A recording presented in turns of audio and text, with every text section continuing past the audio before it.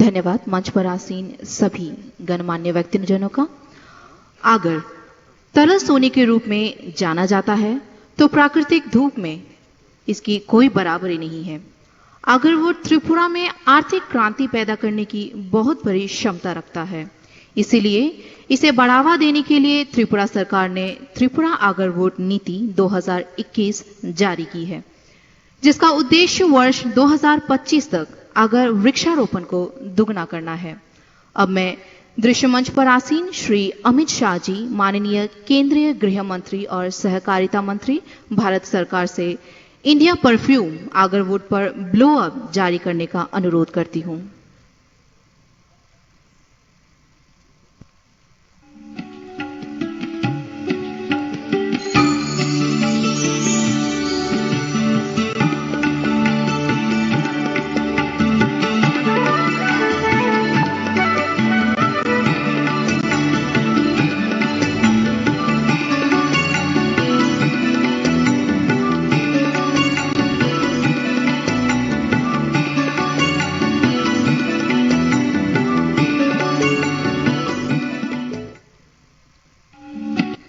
Thank you sir. Tripura उन्नयনের ধারাকে বজায় রাখতে আগামী দিনের লক্ষ্যমাত্রাকে সম্মুখে রেখে লক্ষ্য 2047 এর উপর একটি তথ্যচিত্র প্রস্তুত করা হয়েছে। अब मैं दृश्य मंच पर आसीन श्री अमित शाह जी, माननीय केंद्रीय गृह मंत्री एवं सहकारिता मंत्री, भारत सरकार से लक्ष्य 2047 दस्तावेज लॉन्च करने का अनुरोध करती हूं।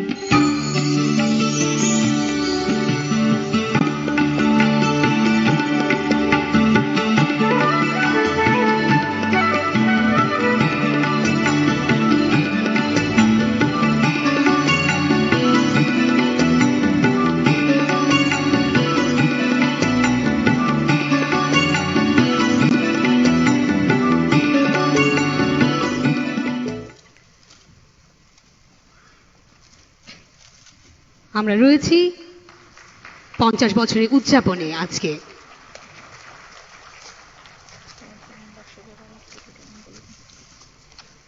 ত্রিপুরার উন্নয়নের ধারাকে বজায় রাখতে আগামী দিনের লক্ষ্যমাত্রাকে সম্মুখে রেখে লক্ষ্য 2047 প্রকাশিত হলো আপনাদের সকলের সম্মুখে।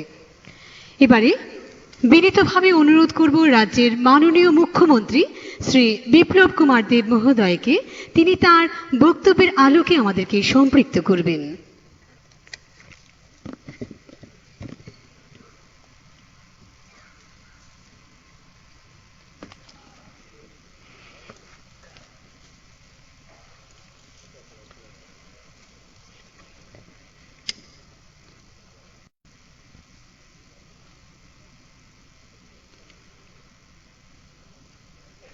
যতনা খুলুমখা, সবাইকে নমস্কার।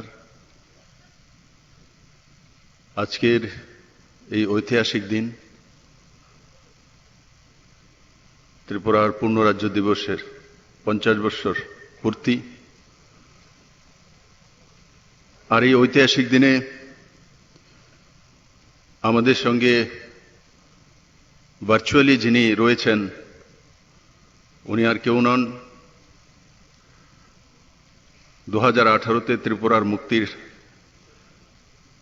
যে নায়ক, যিনার নেতৃত্বে আমরা লড়াই করেছিলাম, ত্রিপুরাকে নতুনভাবে সুন্দর রাস্তা তৈরি করার সমাধান পেয়েছিলাম এবং দেশের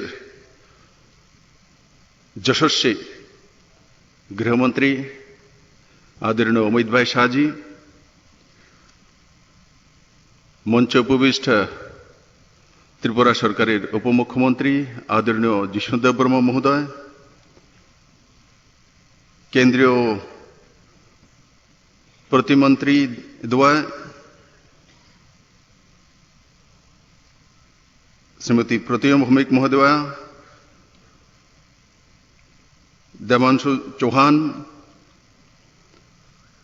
এবং মঞ্চ উপস্থিত আদরণীয় অধ্যক্ষ মহোদয় এবং আমার মন্ত্রী পরিষদের সমস্ত সাথীরা, চিফ সেক্রেটারি সহ উপস্থিত সমস্ত আমার এমএলএ, মেয়র, নির্বাচিত প্রতিনিধি, ত্রিপুরা সরকারের প্রতিনিধি এবং তার সঙ্গে সঙ্গে যারা আজকে পুরস্কৃত হয়েছেন, আমার মিডিয়ার বন্ধুরা, সবাইকে আমি এই শুভ দিনে অনেক অনেক শুভেচ্ছা জানাই। বন্ধুরা, 1972 পূর্ণ রাজ্যের যে শুরুয়াত ত্রিপুরা চলা শুরু করেছে, আজকে 2022 21শে জানুয়ারি। माननीय प्रधानमंत्री जी नेतृत्वे आज जखन देश एक स्वनिर्भर भारत, आत्मनिर्भर भारत, এই দুই মন্ত্রকে সামনে রেখে এগিয়ে যাচ্ছে, তখন নর্থ ইস্টের রাজ্যগুলো, যে রাজ্যগুলো একসময় অবহেলিত ছিল, কিন্তু মাননীয় প্রধানমন্ত্রীজির নেতৃত্বে 2014-তে যখন সরকার আসে, তারপর থেকে পথচলা শুরু হয়েছে নর্থ ইস্টের রাজ্যগুলো। আর মাননীয় অমিত ভাই শাহজি, যিনি এখানে আমাদের সঙ্গে ভার্চুয়ালি রয়েছেন, উনি নর্থ ইস্টের রাজ্যগুলো একত্রিত করার জন্য নেডা তৈরি করেছেন। আর সেই নেডা और माननीय प्रधानमंत्री जी नेतृत्व सब मिले आज नॉर्थ ईस्टर 8 राज्यों, अष्टलक्ष्मी, নিউ ইঞ্জিন, নতুন মানসিকতা, নতুন ভারত, আত্মনির্ভর নর্থ ইস্ট সেই দিশাতে কাজ করছে, ও ত্রিপুরাও সেই জায়গায় আছে। বন্ধুরা, 2017-18-তে যখন সরকার আমরা এসেছিলাম, তখন পার ক্যাপিটা ইনকাম ত্রিপুরা রাজ্যের যে প্রতি পরিবারের ইনকাম, প্রতি ব্যক্তি ইনকাম ছিল, সেটা 1,25,674 টাকা। আর আজকের দিনে 2020-21-এ সেটা 1,29,995 টাকা। কৃষকদের ইনকাম যদি দেখি, 2017-18-তে 6,580 টাকা, আর সেখান থেকে বেরিয়ে আজকে ত্রিপুরার স্বনির্ভর কৃষক 11,093 টাকা পর্যন্ত পৌঁছে গেছে। যদি ইনফ্রাস্ট্রাকচারাল ডেভেলপমেন্ট দেখি, তো একসময় 1200 কোটি টাকার কাজ ন্যাশনাল হাইওয়ে হতো, কিন্তু মাননীয় প্রধানমন্ত্রীদের হীরা প্লাস মডেলে আজ 11,000 কোটি টাকার ইনফ্রাস্ট্রাকচারাল কাজ চলছে।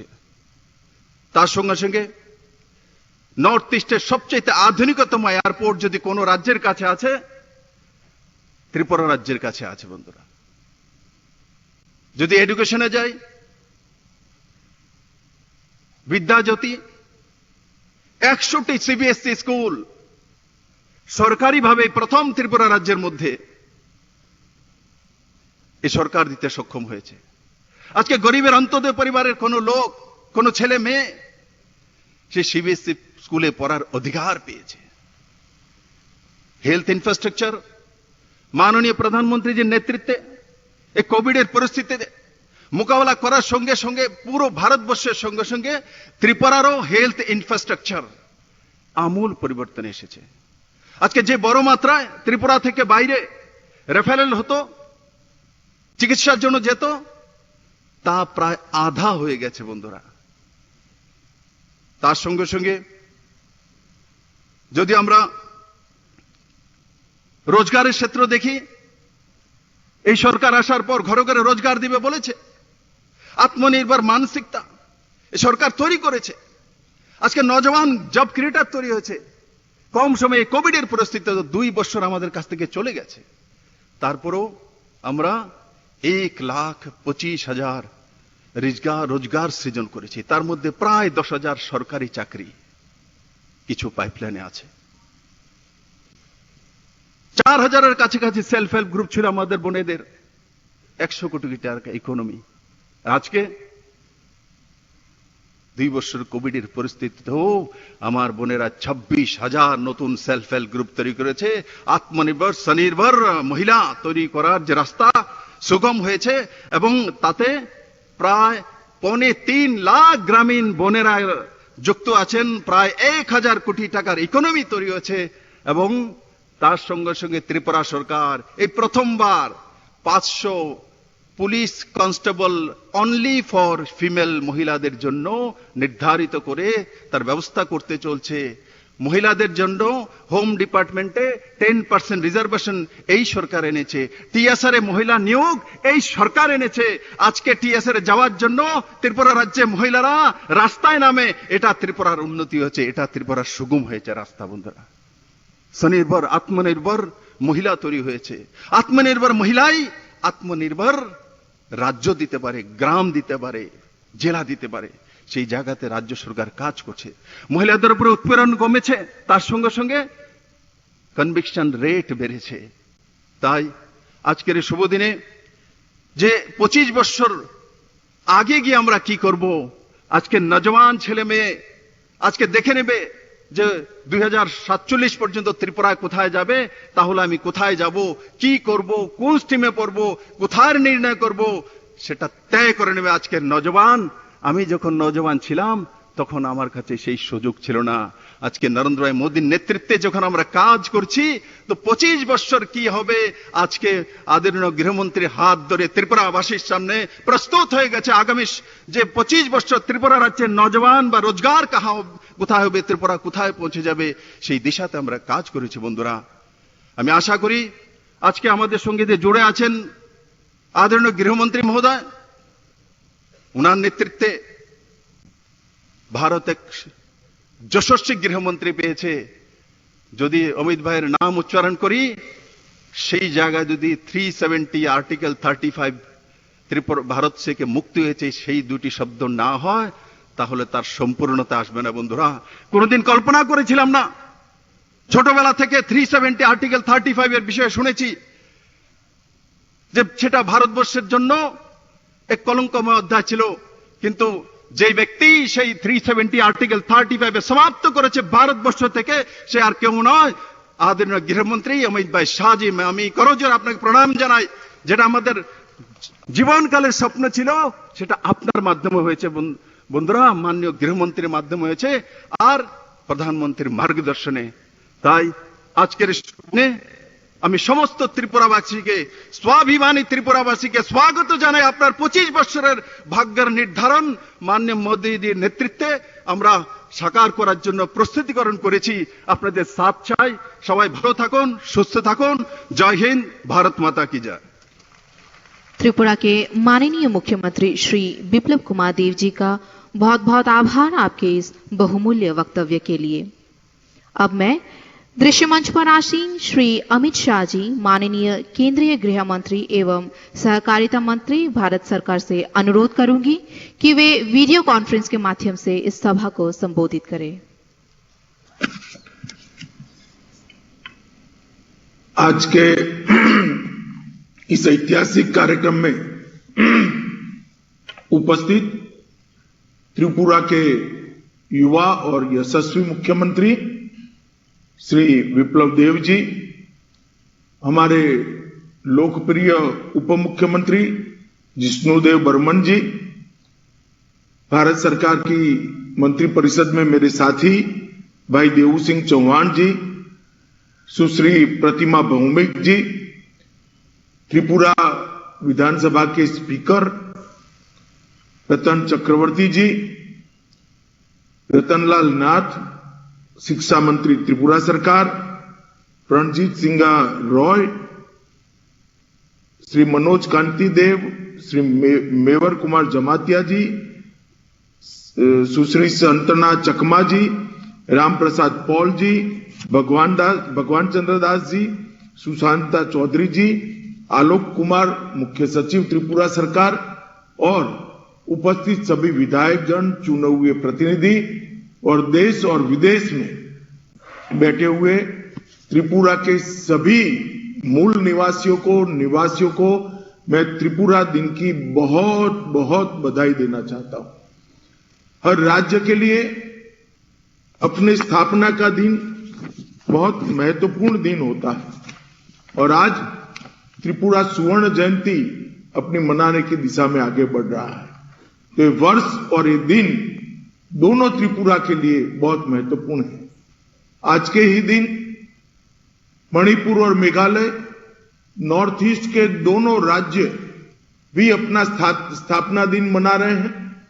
मैं मणिपुर के मुख्यमंत्री और समस्त मणिपुर की जनता को स्थापना दिन की बहुत बहुत बधाई देना चाहता हूं। इसके साथ साथ मेघालय के मुख्यमंत्री जी और मेघालय की समस्त जनता को भी मैं हृदयपूर्वक मेघालय के स्थापना दिन की बहुत बहुत बधाई देना चाहता हूं। मित्रों, आज जब मैं आपके सामने वर्चुअल मोड से उपस्थित हूं, तब यही दूर से ही मां त्रिपुरा सुंदरी को प्रणाम कर कर, मेरी श्रद्धा उनके चरणों में समर्पित कर कर मैं मेरी बात की शुरुआत करना चाहता हूं।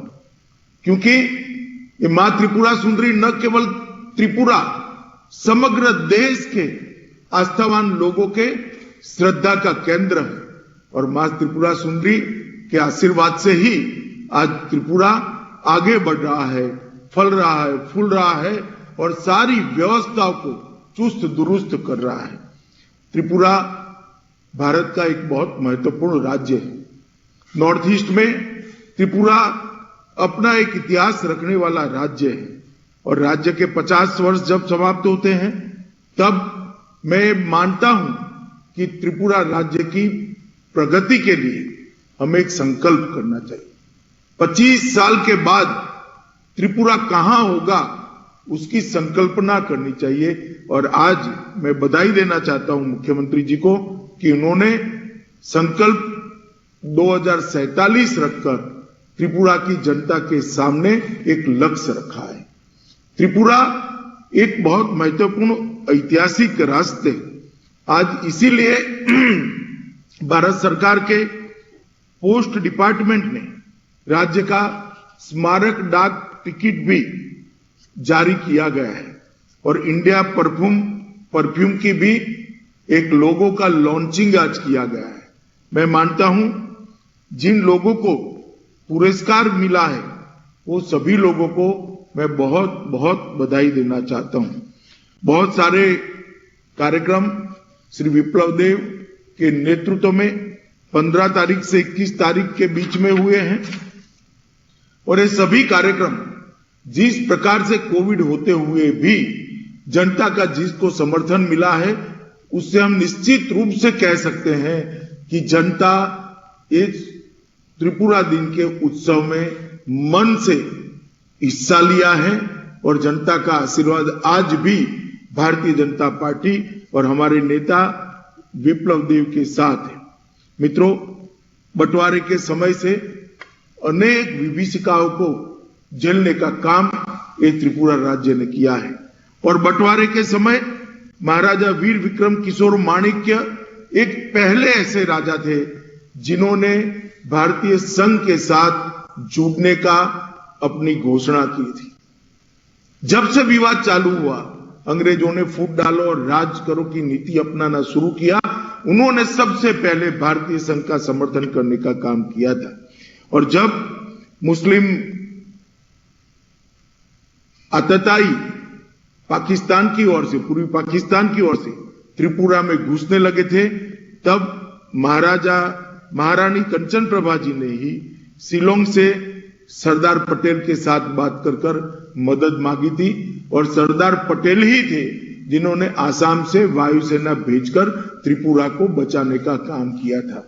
आज त्रिपुरा के स्थापना दिन पर मैं सरदार पटेल को भी निश्चित याद करना चाहूंगा, जिनके त्वरित और दूरंदेशी निर्णय के कारण आज हमारा त्रिपुरा महान भारत का एक हिस्सा है। महाराजा वीर विक्रम किशोर माणिक्य जी का बहुत सारा योगदान त्रिपुरा के पिंड बनाने में रहा है।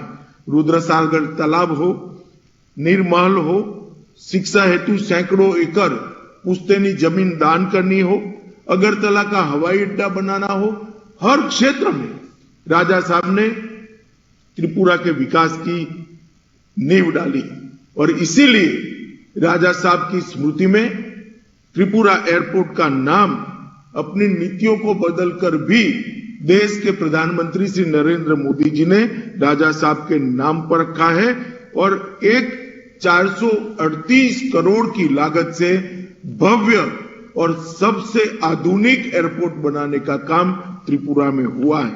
त्रिपुरा का एयरपोर्ट जो लोग देखते हैं वो बताते हैं कि पुराने एयरपोर्ट की तुलना में त्रिपुरा का एयरपोर्ट बहुत अच्छा और आधुनिक है। इस प्रकार का एयरपोर्ट राजा साहब के नाम के साथ जोड़ने का काम किया है। महाराजा के समय में लगभग 100 साल पुरानी 150 से ज्यादा स्कूलें भी हैं और मैं मानता हूं कि इन्होंने हमेशा टैलेंट को बढ़ावा देने का काम किया था और टैलेंट बढ़ाने में सबसे बड़ा उदाहरण है हमारे श्रेष्ठ वैज्ञानिक जगदीश चंद्र बोस। जगदीश चंद्र बोस को अगर त्रिपुरा महाराजा आर्थिक सहयोग न करते तो वो शायद विज्ञान के क्षेत्र में दुनिया में और देश के लिए इतना गौरव प्राप्त न कर पाते। आज मैं स्थापना दिन के दिन पर महाराजा जी को भी प्रणाम कर उनको श्रद्धांजलि देकर बात करना चाहता हूं। मित्रों, लक्ष्य 2047 हमारे सामने आज घोषित किया गया है। ये सिर्फ बुकलेट नहीं है, ये कोई 50 पन्नों का दस्तावेज नहीं है, ये त्रिपुरा की जनता की आशा और आकांक्षा का चित्रीकरण है। ये कोई एक बुकलेट नहीं है, त्रिपुरा के भविष्य का खाका जिसमें है, इस प्रकार का एक महान दस्तावेज है। आने वाली पीढ़ियां और विशेषकर युवा त्रिपुरा कैसा बनाएंगे, त्रिपुरा कैसा गढ़ेंगे और त्रिपुरा के विकास में कैसा योगदान करेंगे, इसका एक खाका है। जो मुख्यतः 6 क्षेत्र इसके अंदर चिन्हित किए गए हैं: कृषि, सामाजिक समरसता, पर्यावरण और जलवायु परिवर्तन, उद्योग और इन्वेस्टमेंट, प्रशासनिक सुधार और दूरसंचार और मदद रसद। इस सारे क्षेत्रों में किस प्रकार से त्रिपुरा आगे बढ़ेगा, इसका एक खाका रखने का काम किया है।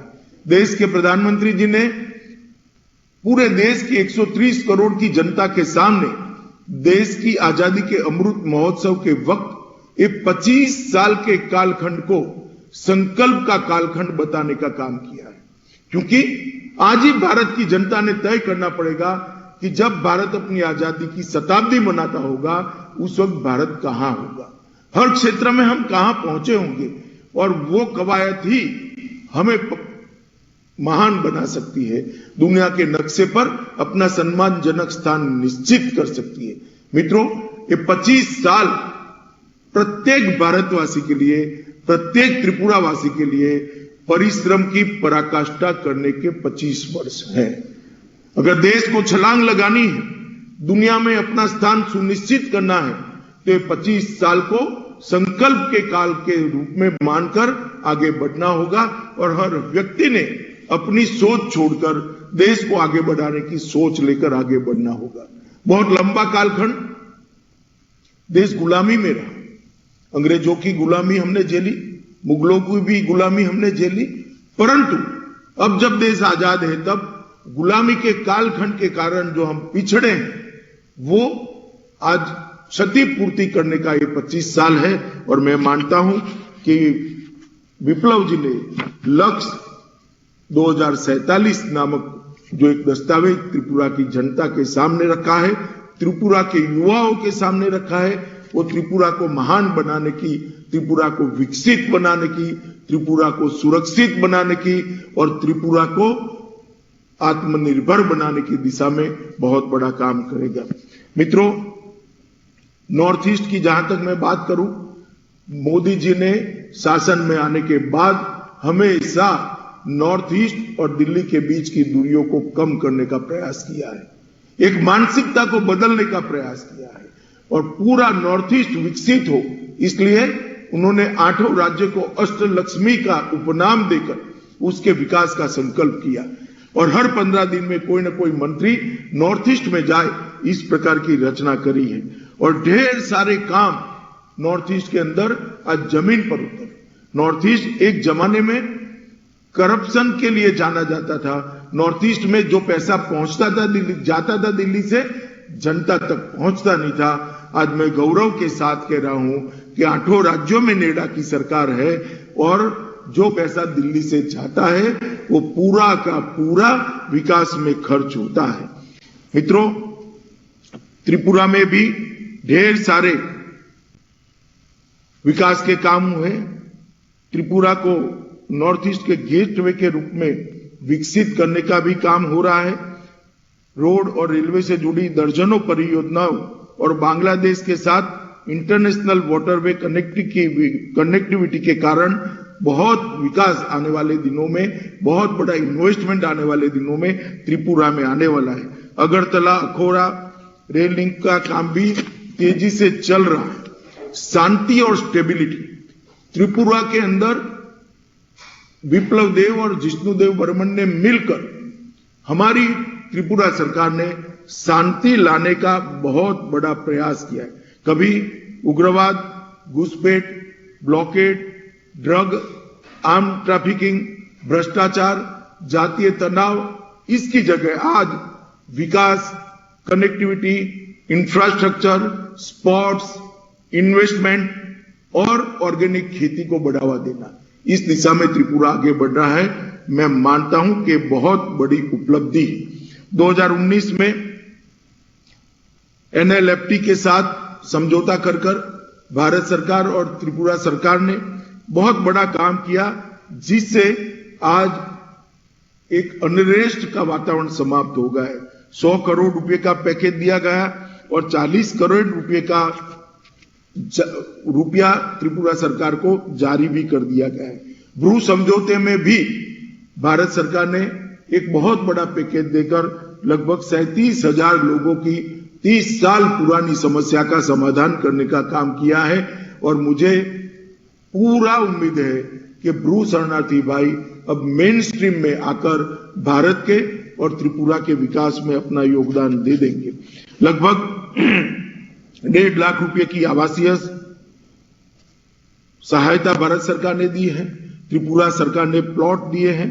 2 वर्षों तक 5,000 रुपया प्रति माह उनको मिलना है, मुफ्त राशन मिलना है और अब आगे उनके बच्चे भी पढ़े लिखे, नई पीढ़ी बने और उनको रोजगारी भी मिले, इस प्रकार का आगे आयोजन भी हुआ है। मित्रों, कम्युनिस्ट शासन ने त्रिपुरा को बहुत पिछड़ा राज्य बनाने में कोई कसर नहीं की। प्रतिद्वंदियों पर हिंसा करना ही कम्युनिस्टों की राजनीति रही। कभी भी विकास के दृष्टिकोण से सरकारें चली ही नहीं और मुझे बड़ा अफसोस है कि त्रिपुरा जैसा महत्वपूर्ण राज्य 2 दशक तक विकास से महरूम रहा था, मगर त्रिपुरा ने मोदी जी पर श्रद्धा रखी, पूर्ण बहुमत की भारतीय जनता पार्टी की NDA की सरकार बनाई और आज त्रिपुरा विकास के रास्ते पर चल रहा है। ये 2 दशक के अंदर भारतीय जनता पार्टी के 450 से ज्यादा कार्यकर्ताओं पर हमले हुए। कई लोगों ने अपनी जान गंवाई, कई लोग सालों सालों तक अपने घर नहीं जा पाए, घूमते रहे अपने ही राज्य में, अपने ही देश में, वो बेसहारा होकर, शरणार्थी होकर रहे। मगर आज इस सब का जो प्रयास था और सबका जो तपस्या थी, इसका सुफल मिलने लगा है और त्रिपुरा विकास के रास्ते पर चल रहा है। ये त्रिपुरा सरकार बनने के बाद विप्लव देव ने नशा मुक्त त्रिपुरा ये अभियान लिया और जो नशे की तस्करी राज्य सरकार के आश्वासन से चल रही थी, उस पर कड़ाई करने का काम किया है। त्रिपुरा अब ड्रग तस्करों के लिए सुरक्षित मार्ग नहीं है। विप्लव देव जी को मैं बधाई देना चाहता हूं कि आपके इस अभियान के कारण न केवल त्रिपुरा के युवा नशे से मुक्त हुए हैं, परंतु देश भर के अंदर ड्रग आने का सबसे बड़ा रास्ता आपने बंद किया है। इसलिए मैं भारत सरकार की ओर से त्रिपुरा सरकार को बहुत बहुत बधाई देना चाहता हूं, जिस दृढ़ता के साथ त्रिपुरा ने इसको हाथ में लिया है। नशीले पदार्थ से जुड़े सैकड़ों मामले दर्ज किए गए, नशीली टैबलेट्स और हीरोइन जब्त की गई है, कुछ ऐसी दवाइयां बनाई जाती थी उसको भी रोकने का काम किया है और इसका सबसे बड़ा फायदा अगर हुआ है तो जनजाति समाज को नशा मुक्ति अभियान से सबसे बड़ा फायदा हुआ है। इसका सबसे बड़ा बेनिफिशियरी हमारा जनजाति समाज हुआ है। मित्रों, डबल इंजन की सरकार 2018 से जब से चल रही है, आमूल चूर परिवर्तन हुआ है। नियत, नीति और नियम, ये 3 N के साथ त्रिपुरा सरकार आगे बढ़ी है और डबल इंजन सरकार का ढेर सारा फायदा त्रिपुरा के अंदर देखने को मिलता है। मैं एक ही उदाहरण देना चाहता हूं। 2017-18 में त्रिपुरा की प्रति व्यक्ति आय 1 लाख रुपया थी। 3 ही साल के अंदर 2020-21 में 1 लाख से बढ़कर 1,30,000 हुई है। मैं मानता हूं शायद किसी भी राज्य का 30% का बढ़ोतरी नहीं। ये बहुत बड़ी उपलब्धि डबल इंजन सरकार की त्रिपुरा के अंदर है। प्रधानमंत्री जी के मार्गदर्शन में विप्लव देव और जिष्णुदेव बर्मन ने जिस प्रकार से सुशासन को नीचे उतारा है, इसी का ये परिणाम है। किसानों की मासिक आय की बात करें तो 15-16 में 6,580 रुपया था और 2020-21 में 6,580 से बढ़कर 11,096 रुपया। मतलब मोदी जी ने जो संकल्प रखा था किसानों की आय 2 गुना करने का, उसको त्रिपुरा सरकार ने सिद्ध किया है, पूरा किया है। ये भी बधाई के पात्र है। लगभग 2,000 करोड़ का निवेश आया है। त्रिपुरा की इन्वेस्टमेंट समिट में 100 से ज्यादा उद्योगपतियों ने हिस्सा लिया, अपनी संभावनाओं को तराशी है। 2,800 करोड़ रुपए की धनराशि के ज्ञापन समझौते हुए। सिर्फ आईटी में 1,000 करोड़ का इन्वेस्टमेंट आया है। और सबसे बड़ी बात है कि राज्य के अंदर कानून और व्यवस्था की परिस्थिति बहुत अच्छी हुई। गंभीर गुनाहों में 26% की कटौती शायद ही किसी राज्य ने 2 साल के अंदर सिद्ध की होगी। कृषि के क्षेत्र में भी त्रिपुरा ने ढेर सारी उपलब्धियां की हैं।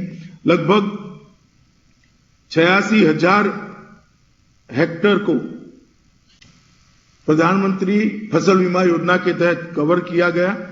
वास्तविक भूमिहीन टेनेंट किसानों के लिए मुख्यमंत्री बरगदर योजना शुरू कर दी गई है। मुख्यमंत्री सिंचाई कार्यक्रम के तहत 65,000 हेक्टेयर भूमि को चिन्हित कर सिंचाई का लक्ष्य रखा गया है। और प्रधानमंत्री सम्मान निधि के तहत 2.5 लाख किसानों को प्रति वर्ष 6,000 रुपया सीधा उनके बैंक अकाउंट के अंदर प्रधानमंत्री जी भेजते हैं, जिससे ढेर सारे छोटे किसानों को लोन लेने की भी जरूरत नहीं मिलती है।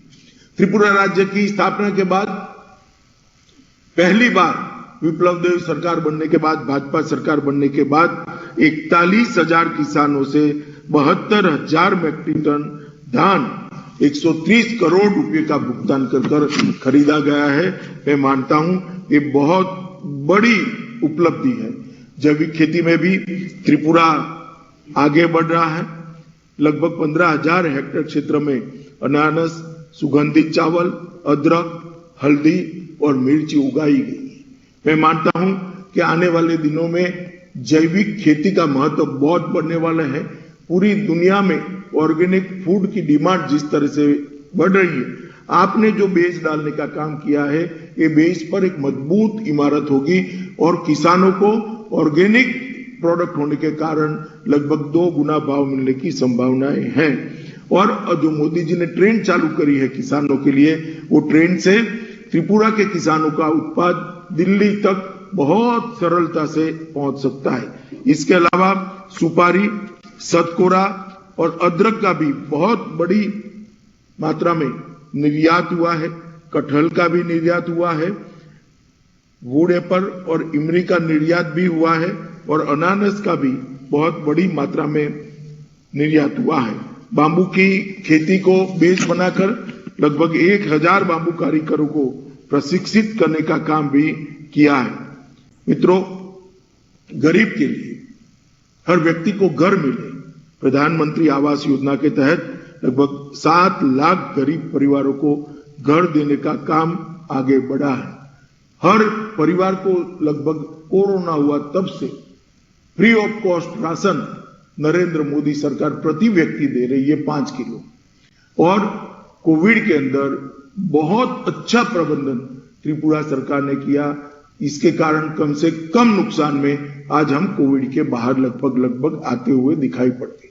वैक्सीनेशन ड्राइव को भी बहुत अच्छे तरीके से चलाया गया है और लगभग लाभार्थियों की संख्या में घरों में लगभग 90% को घर बनाने की मंजूरी दी गई। इंफ्रास्ट्रक्चर के अंदर ढेर सारे काम हुए।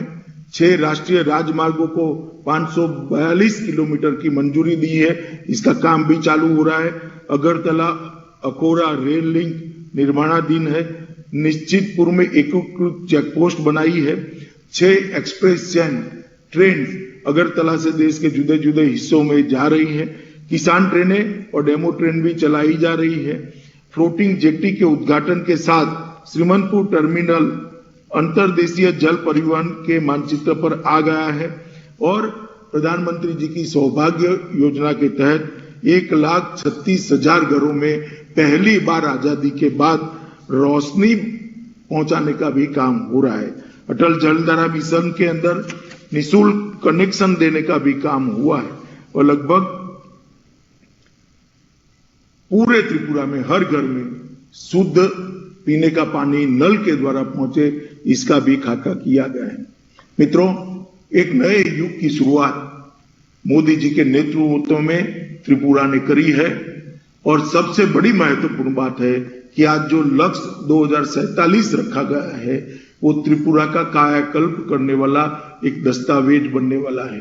मैं त्रिपुरा के सभी युवाओं को अपील करना चाहता हूं कि आइए आप त्रिपुरा की विकास यात्रा में जुड़िए। आइए आप मोदी जी के नेतृत्व में भारत की विकास यात्रा में जुड़िए और भारत जब शताब्दी बनाएगा अपना त्रिपुरा छोटा सा ही परंतु देश का सबसे विकसित राज्य बने, इस प्रकार का पुरुषार्थ हम सब लोग करें। मैं फिर से एक बार मां त्रिपुरा सुंदरी के चरणों में प्रणाम करता हूं और सभी त्रिपुरा वासियों को त्रिपुरा स्थापना दिन की बहुत बहुत शुभकामनाएं देता हूं और विप्लव देव जी और विष्णुदेव जी की जो जोड़ी है उसको भी बहुत बहुत बधाई देना चाहता हूं कि आपने त्रिपुरा को विकास के नक्शे पर ले गए हैं। आप सभी को बधाई देकर मैं मेरी वाणी को विराम देता हूं। वंदे मातरम।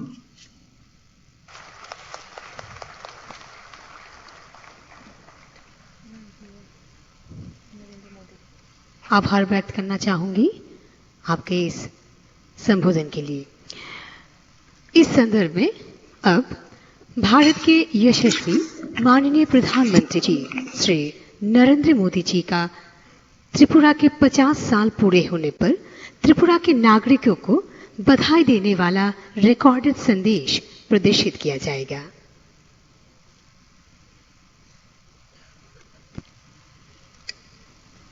नमस्कार। खुलुमखा। राज्य की स्थापना के 50 वर्ष पूरे करने पर सभी त्रिपुरा वासियों को बहुत बहुत बधाई। त्रिपुरा के निर्माण और इसके विकास के लिए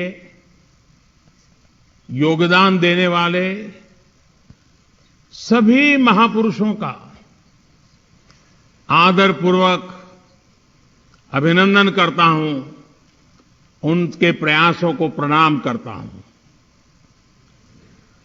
त्रिपुरा का इतिहास हमेशा से गरिमा से भरा रहा है। माणिक्य वंश के सम्राटों के प्रताप से लेकर आज तक एक राज्य के रूप में त्रिपुरा ने अपनी भूमिका को सशक्त किया है। जनजातीय समाज हो या दूसरे समुदाय, सभी ने त्रिपुरा के विकास के लिए पूरी मेहनत के साथ, एकजुटता के साथ प्रयास किए हैं। मां त्रिपुरा सुंदरी के आशीर्वाद से त्रिपुरा ने हर चुनौती का हिम्मत के साथ सामना किया है। त्रिपुरा आज विकास के जिस नए दौर में नई बुलंदी की तरफ बढ़ रहा है, उसमें त्रिपुरा के लोगों की सूझबूझ का बहुत बड़ा योगदान है। सार्थक बदलाव के 3 साल इसी सूझबूझ का प्रमाण है। आज त्रिपुरा अवसरों की धरती बन रही है। आज त्रिपुरा के सामान्य जन की छोटी छोटी जरूरतें पूरा करने के लिए डबल इंजन की सरकार निरंतर काम कर रही है। तभी तो विकास के अनेक पैमानों पर त्रिपुरा आज बेहतरीन प्रदर्शन कर रहा है। आज बड़े कनेक्टिविटी इंफ्रास्ट्रक्चर के माध्यम से अब ये राज्य ट्रेड कॉरिडोर का हब बन रहा है। इतने दशकों तक त्रिपुरा के पास शेष भारत से जुड़ने का सिर्फ एकमात्र जरिया रोड ही था। मानसून में जब लैंडस्लाइड से रोड बंद हो जाते थे, त्रिपुरा सहित पूरे नॉर्थ ईस्ट में जरूरी सामान की कितनी कमी हो जाती थी। आज रोड के साथ साथ रेल, हवाई, इनलैंड वाटरवे जैसे अनेक माध्यम त्रिपुरा को मिल रहे हैं। राज्य बनने के अनेक सालों तक त्रिपुरा बांग्लादेश के चिटगांव पोर्ट के लिए एक्सेस की डिमांड कर रहा था। डबल इंजन की सरकार ने इस डिमांड को पूरा किया जब 2020 में अखौरा इंटीग्रेटेड चेक पोस्ट पर बांग्लादेश से पहला ट्रांजिट कार्गो पहुंचा। रेल कनेक्टिविटी के मामले में त्रिपुरा देश के अग्रणी राज्यों में शामिल हो रहा है। कुछ दिन पहले महाराजा वीर विक्रम एयरपोर्ट का भी विस्तार किया गया है। साथियों, आज एक तरफ त्रिपुरा गरीबों को पक्के घर देने में प्रशंसनीय काम कर रहा है, तो दूसरी तरफ नई टेक्नोलॉजी को भी तेजी से अपना रहा है। हाउसिंग कंस्ट्रक्शन में नई टेक्नोलॉजी का उपयोग देश के जिन 6 राज्यों में हो रहा है, उनमें त्रिपुरा भी एक है। 3 साल में जो कुछ हुआ है, वो तो अभी शुरुआत भर है। त्रिपुरा के असली सामर्थ्य का सामना, उस सामर्थ्य को पूरी ताकत से प्रकट करना, उस सामर्थ्य का सामने आना अभी तो बाकी है। प्रशासन में पारदर्शिता से लेकर आधुनिक इंफ्रास्ट्रक्चर तक आज जिस त्रिपुरा का निर्माण हो रहा है, वो आने वाले दशकों के लिए राज्य को तैयार करेगा। विप्लव देव जी और उनकी टीम बहुत परिश्रम के साथ जुटी है। हाल में ही त्रिपुरा सरकार ने हर गांव तक अनेकों सुविधाएं 100% पहुंचाने का अभियान शुरू किया है। सरकार का ये प्रयास त्रिपुरा के लोगों का जीवन आसान बनाने में बहुत मदद करेगा।